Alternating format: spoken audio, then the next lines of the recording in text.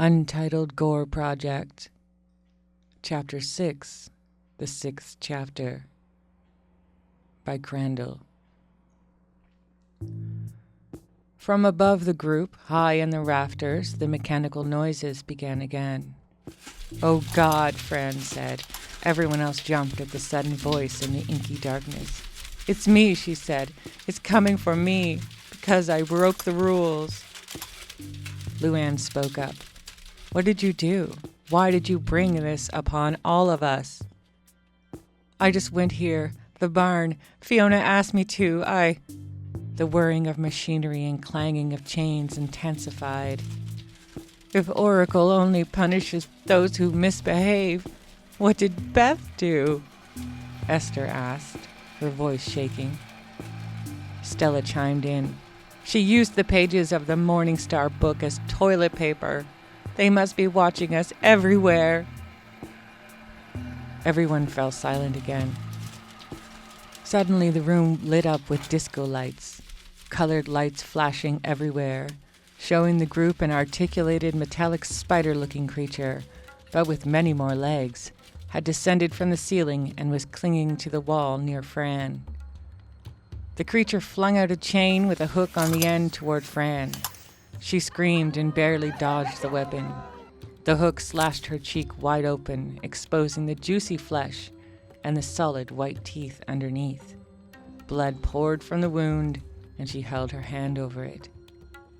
"Fuck this!" Stella screamed and reached into her jumpsuit, retrieving her gun. "Bet you didn't know I had one of these," she said. Stella emptied her gun into the metal creature, but there was no effect. The bullets just ricocheted off of it. Some in the group ducked, some scattered. Deborah, screaming, scratched at the door in sheer panic, breaking several of her nails. Although the bullets did not damage the robot creature, it did draw its ire. Several long chains with rusty hooks on the end lashed out and caught Stella in many places at once. Everyone else in the group rushed toward the door and started banging and throwing themselves against it. It did not budge.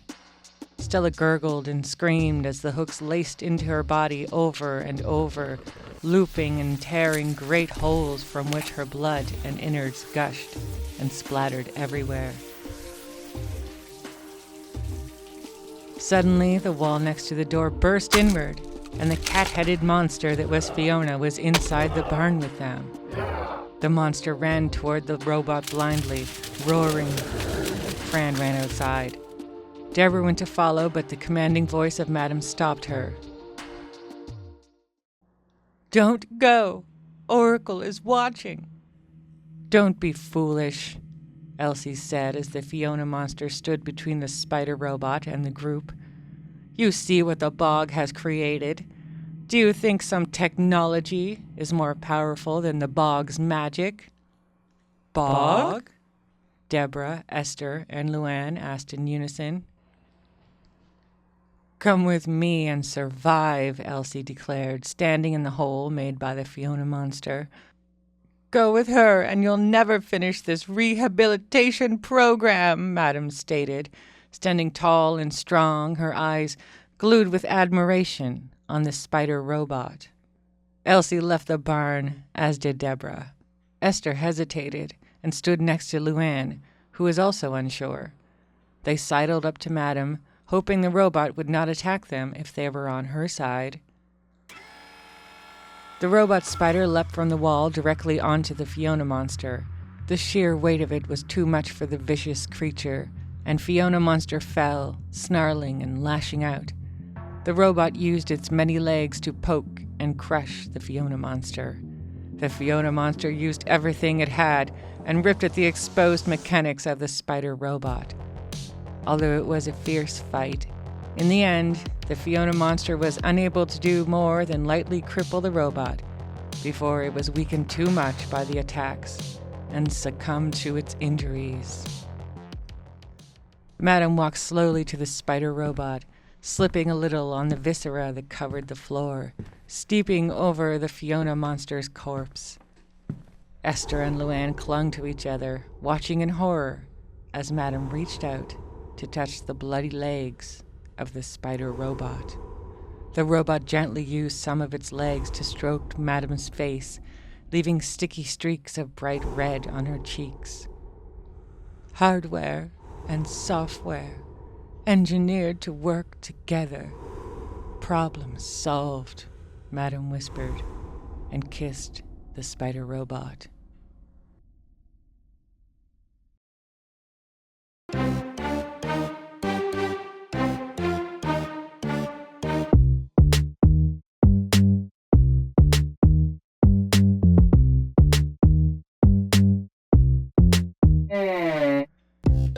Hello, bonjour. I am Crandall. Welcome to the podcast that answers the question, if an infinite number of monkeys will write Shakespeare, what can a few dozen monkeys do?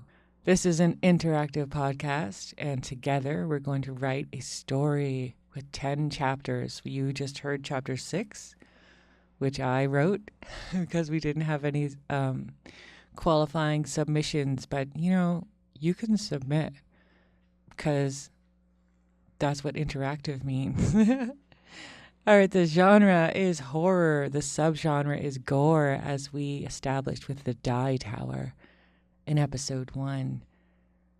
This time I'm going to ask someone out there to write chapter 7 for us. But don't worry if you have no idea what to write, because there's going to be a brainstorm coming. Now, I did have to write chapter 6, as you could probably tell. I am not very skilled at writing action, which, really, the poor quality of my chapter is a clear demonstration of what we're doing here and the level of writing that is acceptable. So there you go. I guess you're welcome. Anyway, while writing this, we're not just going in blind. No, we have a guru, which was the first person that came up when I Googled horror beat sheet or horror story beat sheet. I think I typed in like horror beats, and of course I got spooky music, which is, hey, that's a good time as well, but was not what I was looking for. But when I did find what I was looking for, it was T.L. Bodine. But T.L. Bodine doesn't just give us the beats. T.L. Bodine also writes tips and tricks on how to write horror gore. So let's have one right now with our guru tip.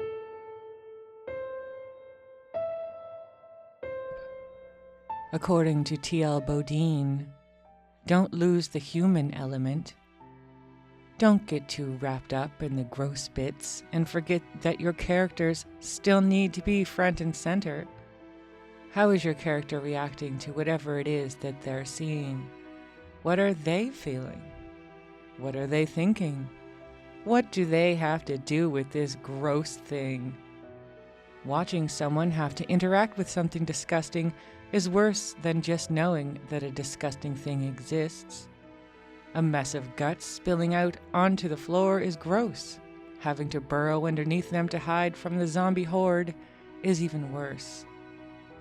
Similarly, we're going to care 1,000% more about bad things happening to a person we care about. Take time to make us like someone, or at least make them interesting, before you start to torture or kill them.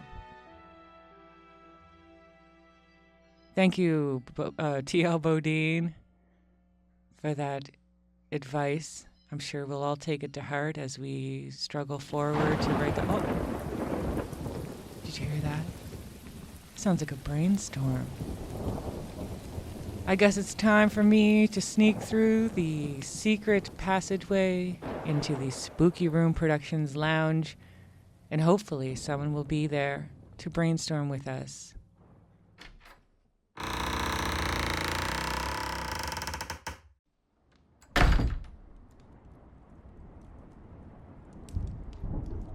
And here we are in the Spooky Room Productions lounge. The fire roaring. Oh my God. What is that? Oh, it's Rip. Hi. I didn't recognize you. That's because I'm so pussy. Is Ripley Stonebrook covered in pus? He's calling it pus.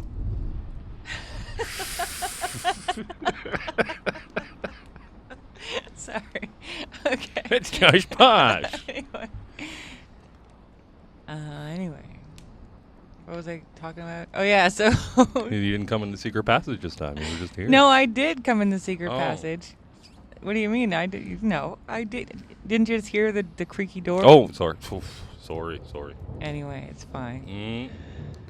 So this time, I wrote the chapter, and I gotta say, it's a great example of a very uninspired foray, but I did hit the beats that we discussed in the brainstorm. So, because I don't do action. I don't know how to write action, so I just kind of flop through it, and that's kind of the vibe here, really. So I actually just nailed it. Well, I think if you consider it as a movie script, with just describing the action and the things that are happening, they could do a lot with it. Yeah, but that's not what that is. Well, but no. It's fine. I don't feel bad. Okay, do I wish I had done a better job? Sure, but I didn't, and it got done, and it's fine. We're here for the details, like the hitting the beats, and what's actually happening in the plot. And I think the other chapters I wrote, were better, so I don't feel so bad. And the fact is, it's a first draft situation. It really is. Like, this would have been the chapter that you did, then you plow ahead 5 more chapters, and then you come back to it and fix it. That is exactly right, actually. Yeah, because as I learned over the years of writing stuff and wanting everything to come out perfectly, sounds like I'm making more excuses, but I'm not. I'm just like literally talking about the process now. This is just the straight dope, everybody, on how it actually happened. But it's like, because I used to feel a lot of pressure to get I'm going to make this is going to be the perfect paragraph, and then I'll move on to the next one, and then, you know what I mean? But it's like, that's not how it works. And the analogy that reminds me of that is that a painter doesn't do that. A painter doesn't make a perfect eyeball and then do the nose. You know what I mean? You kind of sketch it out, you come back, and you over and over and slowly refine it. And I find that works best. And it actually makes you finish the project and not drive yourself crazy off the bat. So. And with painters, some do that, and all the painters hate crazy. them. And some writers do that, and everyone hates them. I mean, I'm not going to hate anyone for anything.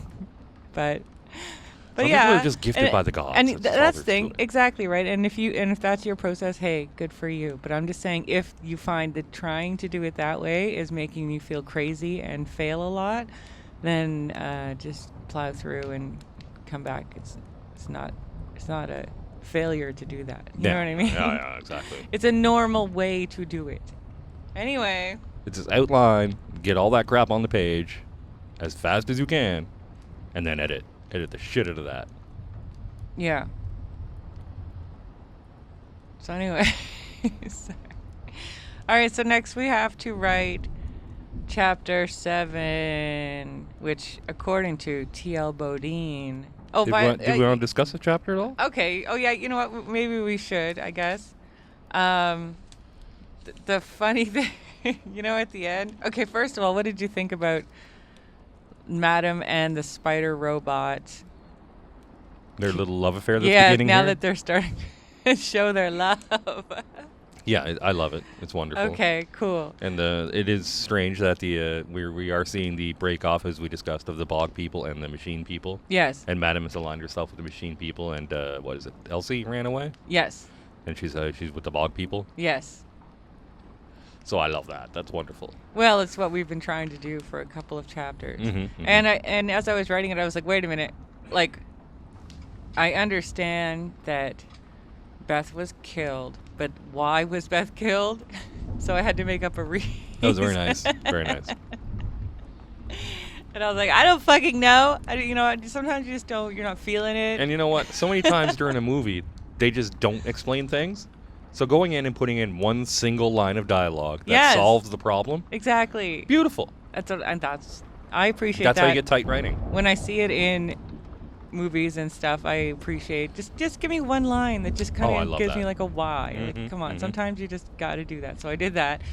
But the last thing that Madam says, hardware and software engineered to work together, problem solved. Those are actually taglines from the Tandy computer. Oh, that's beautiful. Well, one of the, I think problem solved is from Tandy. And when I was looking up the tagline, because actually the chapter actually stopped, I don't know, right when the Fiona monster, which I know I may not have said enough, Fiona monster. I had jokes. But anyway, I think the chapter stopped right when she died, and I was like, it's fine, I'm done, whatever, because I didn't like writing this chapter. But then when I came back to it, because I gave it a night, and I came back, I was like, fine, I'll give it one more go and see. And then I thought there has to be something. This is not the place to end it, so I added a button. I suppose, yeah. Mm-hmm. But then I was like, okay, what'd be funny is if she said the tagline, and then I looked up the tagline for Tandy computers, and I found out while I was doing that there actually is a computer called Oracle. So I also used the tagline for the Oracle, which I think was hardware and software engineered to work together, and then the Tandy tagline was problem solved. I think it might be the other way around, but that's fun. Ha ha ha. Is there anything you wanted to say about this chapter? I thought it was perfectly fine. Yeah. And it was obviously short because it was going to be an action scene and only a couple of things happened, but we did have the breaking of the people, which was important. Yes. So people split off, and that was important. And we have the spider creatures now kicking around, although slightly crippled. Yes. So, something going on there. And the gun is now out of play, so that's nice. Well, the gun, you mean out of play? It could, she could have just dropped. It didn't say that the robot took the gun. It could be on the ground in the hay, in the blood. And there might under still be more guts bullets or something. Yeah. Oh, no, shit, I did say that he emptied it. But maybe she has more in her cabin or whatever. So if you want a gun to come back, it can come back. Oh, yes, well, that's important to know. But if you also want the gun to disappear, it can disappear. It's happened. Chekhov's gun has gone off. It doesn't have to come back. Very good. Okay. So, oops, wrong way. I'm flipping pages to find the Bodines. The Bodines. Okay, Bodine, what you got? Bodine says for chapter 7. They didn't say that, but anyway, chapter 7. The Bodine says, Beat 10, a different solution. The hero gains new information on how to defeat the monster. This may be delivered by someone they seek out for help or may come through soul searching and observation, and that is the full beat to be covered, and the half beat is beat 11, seeking out the beast. For the first time the hero approaches the monster rather than fleeing it. They intend to enact their solution. So it's time to spill the beans a little. Especially since the solution seems to be the bog. Yeah, so I think bog people. Yeah, I think that this chapter should be the bog group. You know what? We can go back and forth. Let's start with the bog group maybe, because we just did a lot of barn stuff. So let's start with the bog people. Yeah, and we can follow them. So they're, I'm assuming, going to the bog. Yeah. I don't know. Obviously that's where we're gonna go. All right, so we've already had lots of Madam time. It's time for the bog. The bog's been introduced, but not actually. You know what? You're right. Us. Yeah. This is like a nice call. Not callback, but I don't know. Chekhov's bog. It's time to bog. Yeah. So we're gonna follow the bog people back. So okay. So Fran left the barn. Sorry to interrupt. Fran left the barn right when Fiona monster busted through that wall. So she may or may not, she might have just ran outside and hid in that same bush where she was hiding before. Or she may disappear. Or we could just leave her out of this right now. Because she might return as a later. Yeah. Deus Ex Machina of something appearing later. Okay, yeah. So that's up to the person that writes the bog. Is that what we're calling this chapter 7? The bog. Oh my God, a chapter with an actual. Well, if you decide to use that. Chapter title. So the bog will, of course, introduce the new way of defeating the monster. So the monster is now Oracle, and I guess Madam, because I don't know, they're in love or whatever. Madam likes to follow the rules.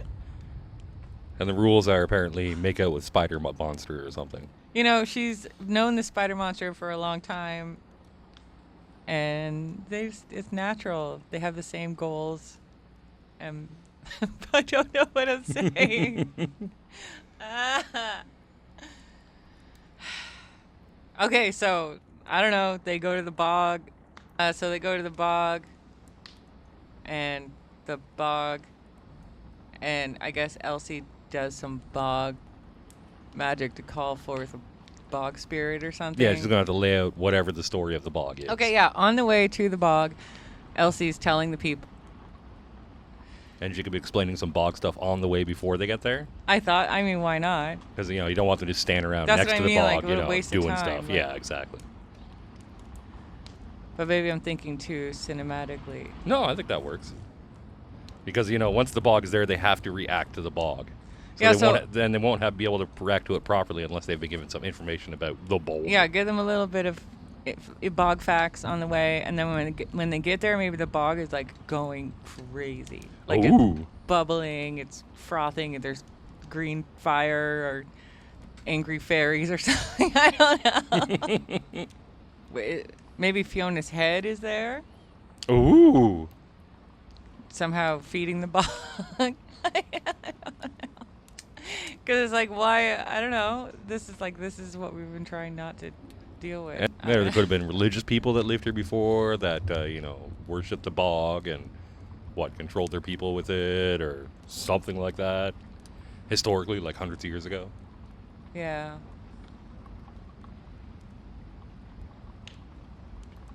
Or something more recent. Well, actually, we got to go back to the 80s at least because of the computer. No, the bog is really old. That was said in the first chapter. So there were people here with the bog. Yeah, and they had to take care of the bog.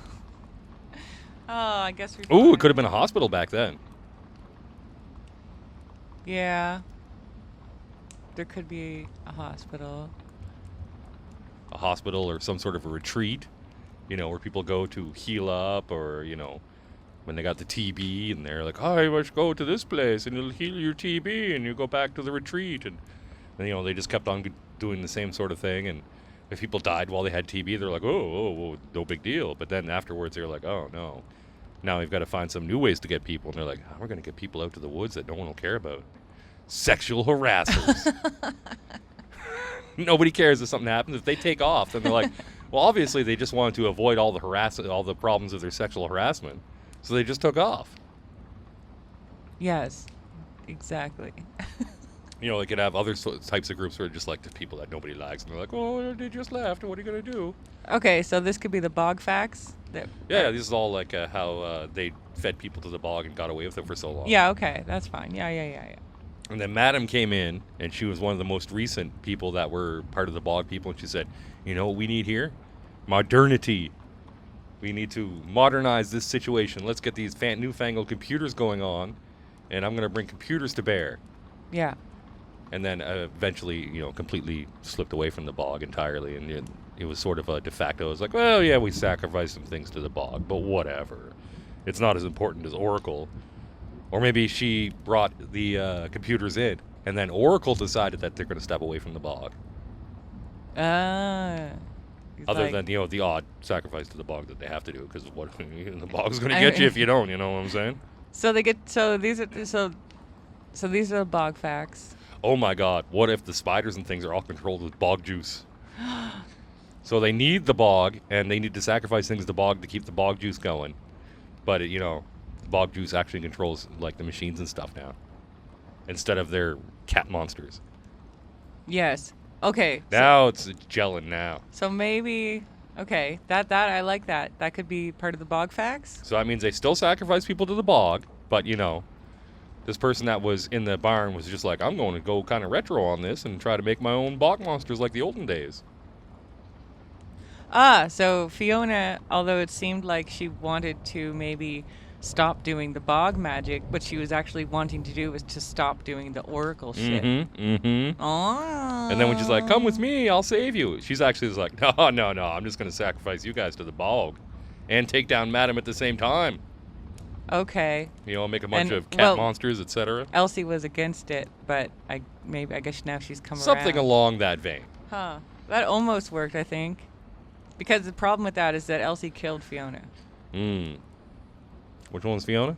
The Fiona monster. The cat head. Oh, yeah, well. Huh. Yeah, but she killed her to make a cat monster. Oh, so you're saying Elsie was the one who wanted to rebel? Sure. Okay, I don't know. It's getting a little... So who's the one that said, come with me and survive, and ran off to the bog? That was Elsie. Okay, so yeah, that all works. Yes, but I thought we were tying it into the beginning of the story when Fiona, the younger maid or whatever, was saying that she didn't want to do this anymore. Well, she probably just didn't want to do it anymore. She's like, fuck this. It's fine. Maybe she didn't want to sacrifice people to the bog anymore. Yeah, we don't have to. That's kind of the vibe, but... It's all... Either side is not good. We don't have to loop that part in. It's fine. All right, moving forward. So these are some interesting bog facts that we can sprinkle in, and that's good, and I like that. Mm-hmm. And then we get to the bog, and the bog is roiling and boiling and looking crazy. Yeah. Because it's mad about all the oracle stuff or whatever. Because it knows everything, because it's the bog, I guess. It's the bog, and the oracle stuff is all run on bog juice, so it's part of the bog. Okay. Hero gains new information on how to defeat the monster. So if the monster is oracle, we had to starve it of the bog juice. Oh, just make more bog monsters and all attack at once. Okay, so now Elsie's going to be there and she'll be like, yo, like, we need more bog monsters, so you guys have got to go. Maybe willing bog monsters. Willing bog monsters are the bog superheroes. They're the most powerful bog monsters if they would have their own free will. Oh, yeah. Even just one or two, So who went with Elsie? Let me check the story. Or maybe they'll play some sort of sadistic game where they're like, now you must decide which one will become the bog monster. Who do you like the least? Survivor style. All right. They'll have a Survivor type game where like, all right, the one that does the worst at this game has to become the bog monster. Okay, so it says Elsie left the barn, as did Deborah. And then Esther and Luann sidled up to Madam. So unless we take Fran... So Fran is going to get looped in. That's the thing. So Fran's going to come too. Fran can be crying in her bush outside of the barn or whatever. Yeah, in the Fran bush. When they leave, when they leave the barn, then Fran can join them and get the bog facts on the way to the bog. Get to the bog, it's looking crazy. Yeah. And then Elsie says... Are they going to do a little lore drop? Yeah, that's the bog. That's a bog fact. And then Elsie's like, one of you has to sacrifice yourself to the bog for a powerful super bog monster. And which who's it gonna be? Ooh, maybe they'll be like, who should be the super bog monster? Yeah. You. Bitch. Well, the thing is, there must be like incantations or something. Yeah, and then like maybe they suggest that they're like, oh, how about you fucking do it? And she's like, yo, I can't. I have to be here to say the stuff to make you become a bog monster. Wait, don't they need to sew a cat head on? Damn it, that's in the barn. Maybe she took some cat heads that were done draining and put them next to the bog. Yeah, there might be a whole shitload of old shit hoarded at the bog. You're right. Because it could be that the barn is the new place for doing that shit, but she had a little backup spot back here. Or like maybe that's part of the processing. Like you drip your cat heads in the barn, and then when they're done dripping, you bring them out to the bog. Yeah. Or she might have had bog juice in the barn. Yeah, maybe that's what they were doing in the beginning when they were all filthy with bog juice. Yeah. They were slopping the barn juice. Barn juice is not bog juice. I'm dying. I'm fucking dying. Okay. Okay. So they're like, you have to do it, and she's like, no, I need to be here for the incantations. So they have to decide. Fran is the tattooed girl with a slashed face now, and Deborah is one of the clipboard ladies. So I guess they would both look at each other and be like, I don't want you to do it. Yeah, I think they should try to force the one that's saying, when do you become a monster? They somehow force her to become the monster, and if she doesn't go along with it, then they force her to do it. They're She like, can't do overpowered. it because she has to do the sewing of the head and do the incantations. You cannot. You put got a book Elsie. over here?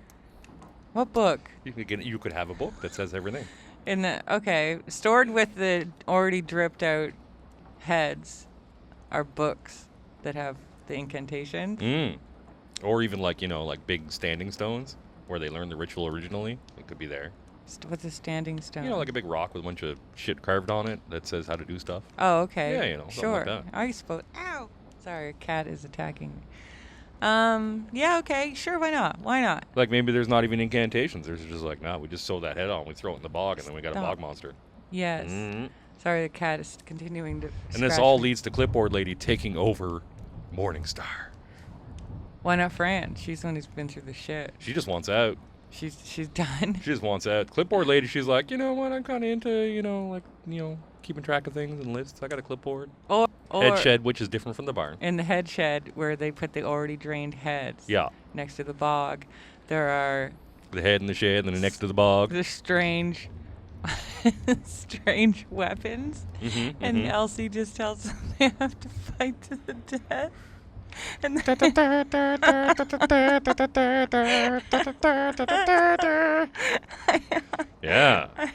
I don't know. Oh, that's God. an option too. Oh, man. But once they get the weapons, and they're like, "Fuck you, bitch!" and then they attack her. Turn on her. Maybe do they fight each other at all? Maybe. Well, maybe she has a. Maybe she had a gun the whole time, but we didn't know. Wait. Okay, so Elsie gives them. She's like, "Yo!" She flings. Oh shit! I forgot. Well, we don't have to futz around. We got a giant bog that can use its will and whatnot. That's true. To make things happen. There could be it could send out tendrils or control their minds or do things. I suppose, but I'll just finish the potential of the fight. If people want to go down the fight route, she flings open the head shed. It says, "Grab a weapon," and you guys have to fight. So the girls start fighting.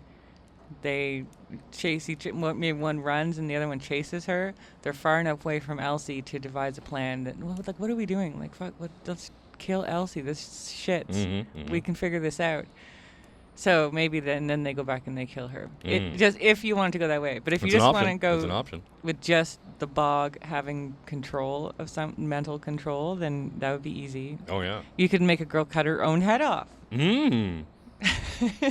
Satanico style. Yeah. And then flop into the bog. No shit. I don't know. Elsie would know what to do. And head in the shade and the girl in the bog.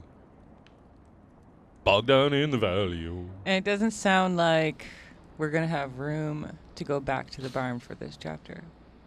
Well, we had to hit the beat. The beat doesn't say we have to go to the barn, does it? No, the secondary beat. Okay, the secondary beat. Secondary beat is half beat, 333 words, seeking out the beast. For the first time, the hero approaches the monster rather than fleeing it. They intend to enact their solution. So I guess the solution. So that is that's the heading back to the barn. Yeah, all they really have to do to start this beat is release the monster, or even just imply that they have started to create the monster. Yeah. Because then, that's the plan. We'll obviously create a super monster, a super bog monster, and then you release it when it's ready to go. So I guess we could pop back to the barn. And there's nothing saying that super bog monster might have thoughts of its own afterwards, since it's a super bog monster. It is a super bog monster. So it could have different things going on. Maybe the original bog monster had thoughts of its own, but it was possibly controlled by magical amulets of some sort. That never came into it. It never came into it, but in my head canon, it might have been the reason why it didn't attack certain people. Oh, I see. Or maybe it has two cat heads on it. Ooh, it's double cat head. Super bog monster. It just has cat heads sewn all over its body. Replacing hands, head. Yeah.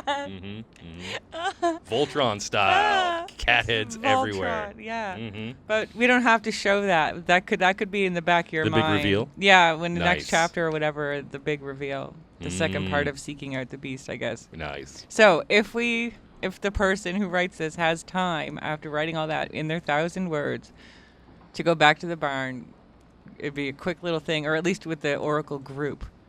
What is the Oracle group doing, planning, thinking, feeling, all of that? Because that'll be the next half beat of that, right? Sure.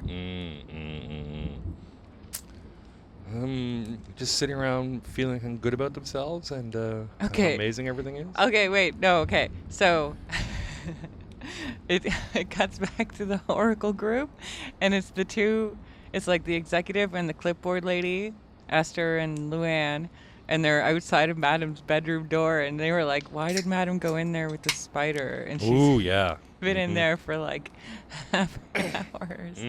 Yeah, I like that. I like that a lot. And they, Because most importantly, because it establishes the spider can leave the barn. exactly. So really, it's That's not. why it's we're not doing a. it. It's not a tawdry little joke. No. That's disgusting. It's, it's important to the plot. Mm-hmm. No. Okay. But really, though, is there anything that we could do for them? Or do we just leave them be for now? Is it going to be part of that half beat? It can.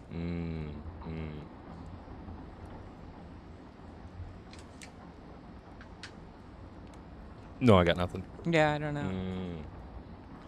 So there you go. I guess that's what we have for you today. If you want to...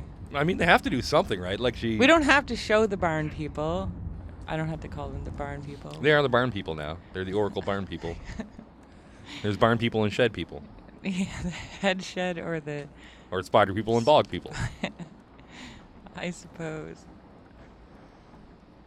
All right. Well, I think what else is there to say? There's some good meat on that bone. Yeah, so... There's stuff to chew on, people. Ripley, if you... And if you don't do it, then I'll have to. That's the thing. He's going to write it if you guys don't. That Thank will God, hurt. because I don't want to write it'll any more be action. so fun. Oh, my God. I can't wait. Look, I had to write the last one, and it was awful. Mm-hmm. But I got through it, Yeah. and it's fine. It was only awful because she doesn't like action. I hate action, man. Writing is a wonderful thing, and everyone should love it. It's a good time. Everyone, try your hand at writing. If you've never written anything before, this is your chance to write something, and the world might hear it. The world. The first thing you ever wrote.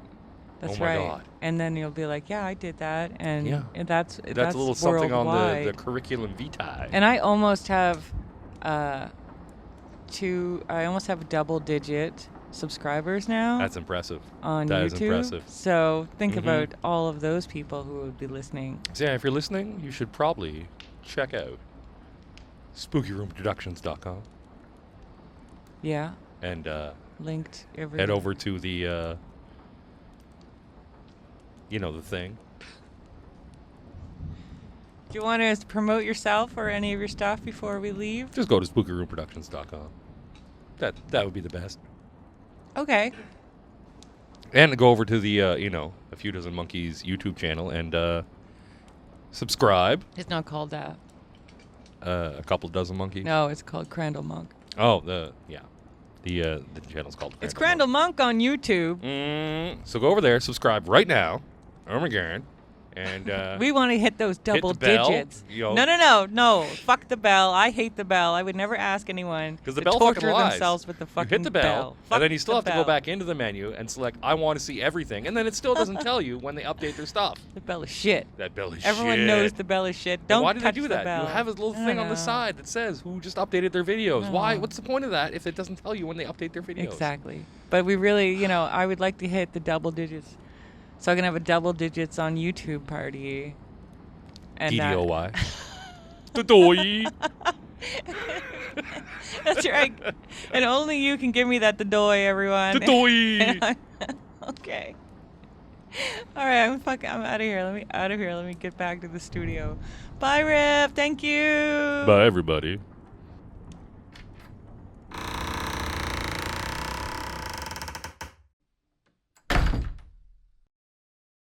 Wow.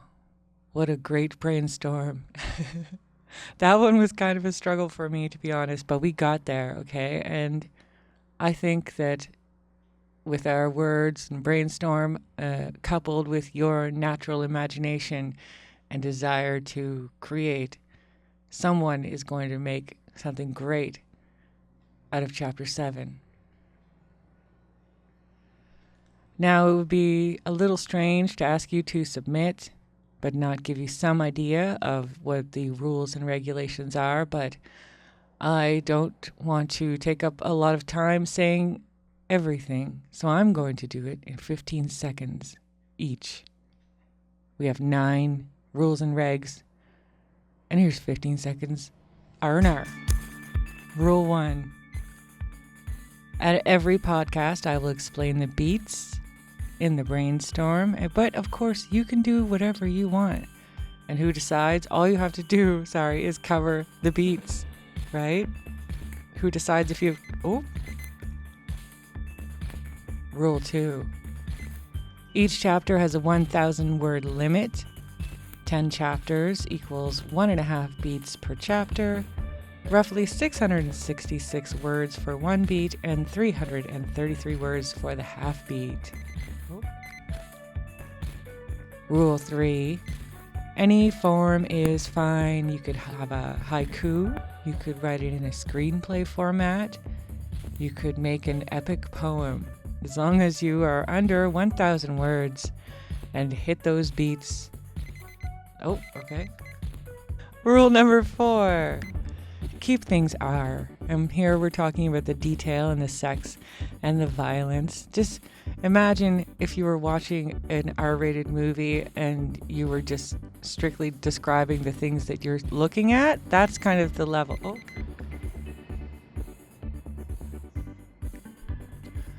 Rule 5. I am not going to edit it at all. I will read it with your grammar, spelling, punctuation. This is not about being perfect. It's about getting the job done. You heard chapter 6. I was okay. I feel bad about my chapter. Okay. Rule 6. Research is optional. You can lie if you want. You can make things up. You can research. Research can be a jolly old good time as long as it doesn't become a procrastination tool. You know what I mean. You've done that. Oh, okay. Rule 7. The tombola. So, in every submission period, there will be a random draw of all qualified entries, and I will read that on the podcast and will be forever part of this this glorious, that's the word, story. Okay, killing it. There's 9 rules. We're on 8.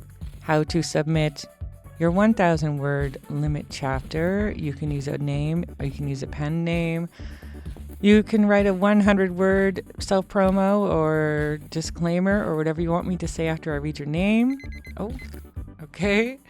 Rule number 9. There is an illustrated podcast on YouTube under Crandall Monk. You can submit your artwork to the form, 1 piece per submission period. There is a form at spookyroomproductions.com on the Few Dozen Monkeys page, linked everywhere.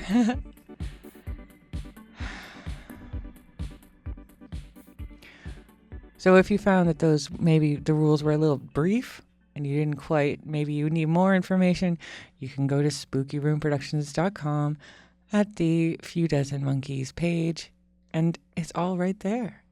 Enjoy yourself. But keep in mind, of course, I will not be you don't have to sign up for anything. You don't have to give me your email, but you will also never, ever get paid for your work in any way. So, I think that's a decent trade-off in this modern future world.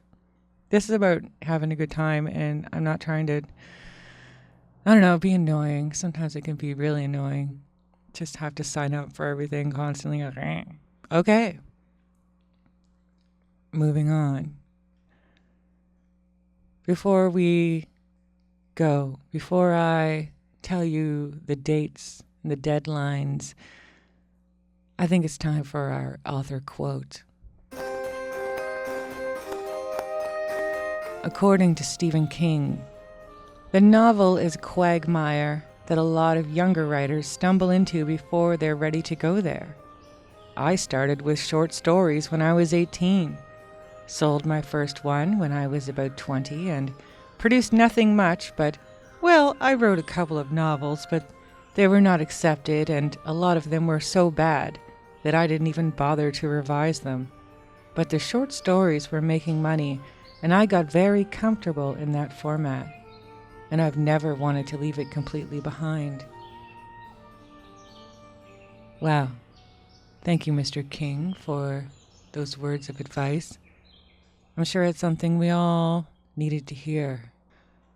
So now you're ready to go. You're ready to write. You're ready to draw. You're ready to paint. Ready to submit. Okay? Well, lucky for you, I have the dates right here. The date of submissions closing is September 4th, 2024.